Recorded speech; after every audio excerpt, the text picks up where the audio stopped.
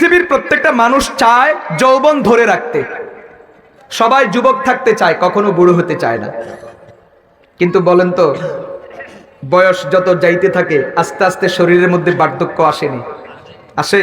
বর্তমান এই দুনিয়াতে, আধুনিক এই দুনিয়াতে যৌবন ঠিক রাখার জন্য, চুল দাড়ি যেন না পাকে, চামড়া যেন লুজ না হয়, চামড়ার মধ্যে যেন ভাঁজ না পড়ে, এটার জন্য কত রকমের মেডিসিন, কত কিছু আবিষ্কার হয়েছে। কিন্তু এর পরেও বুড়া হয় নাকি যুবক থেকে যায়? অনেকে তো আছে যুবক থাকার জন্য, যুবক দেখানোর জন্য চুলে দাড়িতে কি করে, কালো রঙের কলপ করে নাকি? আমাদের মাদ্রাসাগুলিতে পড়ানো একটা কিতাব রাউজাতুল আদব, সেখানে একটা ইবারত লেখা আছে, আশ-শাবাবু লা ইউদরাকু বিল খিজাব। আপনি কালো রঙের কলপ দিয়া সাদাকে কালো করলেন, ঠিক আছে, কিন্তু আপনার বয়সের কারণে যৌবন যেটা ভিতরে ভিতরে ক্ষয় হইয়া গেছে, ওইটা কি আপনি খেজাব দিয়া, কালো কলপ দিয়ে ফিরাই আনতে পারবেন? বলেন পারবেন? আমি বলবো না। বাংলাদেশের এক নামকরা এক সময় নাস্তিক ছিল। কি ছিল? নামকরা নাস্তিক, কোরআনের দুশ্মন, দ্বীনের দুশ্মন। ওই বেচারা নাকি তার যৌবন ঠিক রাখার জন্য মাঝে মাঝে এটা সেটা খাইতো।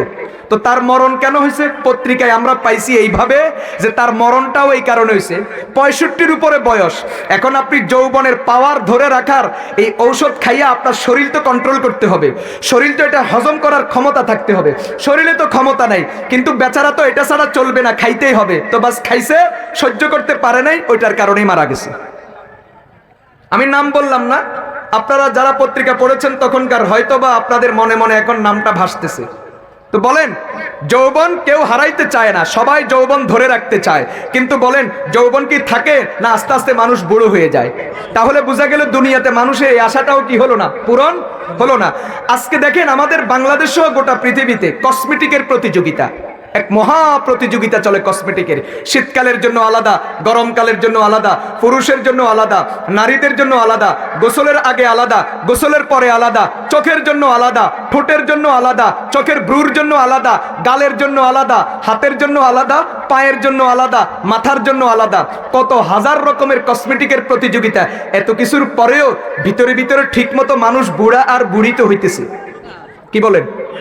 কিন্তু একটা সময় তো ছিল, আমরা দেখেছি গ্রামে যুবক যুবতী, বুড়া বুড়ি, দাদি নাতনি, দাদা নানা, মা বাবা ছেলে মেয়ে, সবার কসমেটিক একটা, কসমেটিকের নাম সরিষার তেল।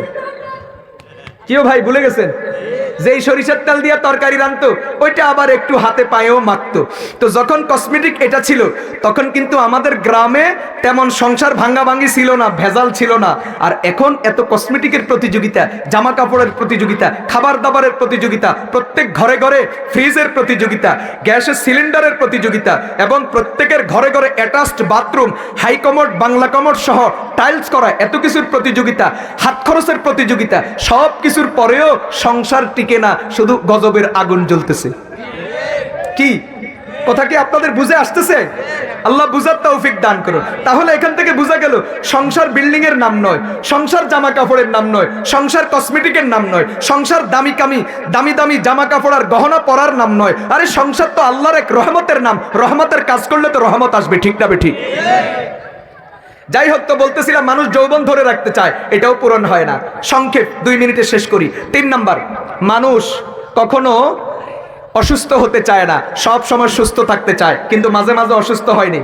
4, মানুষ কখনো কাঁদতে চায় না, ব্যথিত হতে চায় না, সব সময় হাসি খুশি থাকতে চায়। আচ্ছা বলেন তো, একটা মানুষ কি জীবনের শুরু থেকে শেষ পর্যন্ত সব সময় হাসি খুশি থাকে, না একটু মাঝে মাঝে বিপদ আপদও আসে? তাহলে বলেন, 4টার একটাও দুনিয়াতে কারো কি হয় না, পূরণ হয় না।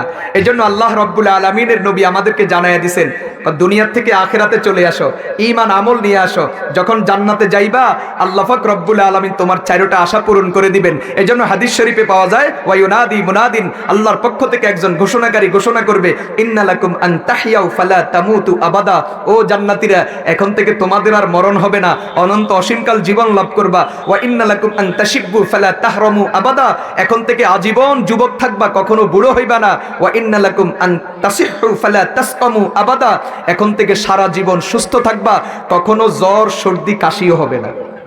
ওয়া ইন্না লাকুম আন তানআমু ফালা তাবআসু আবাদা, এখন থেকে অনন্ত অসীমকাল হাসি খুশির মধ্যে থাকবা, কখনো তোমাকে ব্যথিত হতে হবে না, কাঁদতে হবে না। আল্লাহ আমাদেরকে বুঝার তৌফিক দান করুন। এই প্রস্তুতি নিয়ে দুনিয়া থেকে যেতে পারলেই ইনশাআল্লাহ দুনিয়া আখিরাত উভয় জাহান সফল সার্থক। ওয়া আখিরু দাওয়ানা আনিল হামদুলিল্লাহি রাব্বিল আলামিন।